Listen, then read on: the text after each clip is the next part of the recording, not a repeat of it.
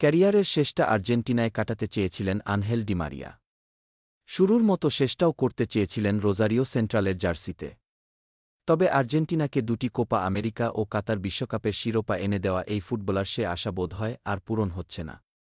মেয়েকে হত্যার হুমকির পর নিরাপত্তা শঙ্কায় জন্মভূমি আর্জেন্টিনায় ফিরছেন না এই উইঙ্গার। আর্জেন্টিনার তৃতীয় বৃহত্তম শহর রোজারিও। সাম্প্রতিক সময়ে গ্যাংভিত্তিক অপরাধের বিস্তারে এ শহরে নিরাপত্তা ব্যবস্থার ব্যাপক অবনতি ঘটেছে।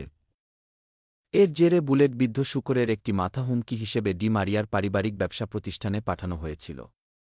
এরপর থেকেই নিরাপত্তার শঙ্কায় ভুগছেন তিনি। অবশেষে জন্মভূমিতে না ফেরার সিদ্ধান্ত নিয়েছেন। আর্জেন্টিনার টেলিভিশন চ্যানেল রোজারিও ৩কে ডি মারিয়া বলেছেন, আমাদের বোনের ব্যবসা প্রতিষ্ঠানে হুমকি দেওয়া হয়েছে। একটি বাক্সে করে বুলেটবিদ্ধ শূকরের মাথার সঙ্গে চিরকুট পাঠানো হয়েছে, যেখানে বলা হয়েছে, আমি যদি রোজারিও সেন্ট্রালে ফিরি, তাহলে পরবর্তী মাথাটি হবে আমার ছোট মেয়ে পিয়ার। আর তাই পরিবারের নিরাপত্তার কথা ভেবে এখন রোজারিওতে না ফেরার সিদ্ধান্ত নিয়েছেন ডি মারিয়া। আমি এভাবে রোজারিওতে ফিরব না। ওরা আমার পরিবারের দিকে হাত বাড়িয়েছে, আমি কোনোভাবেই সেটা হতে দেব না।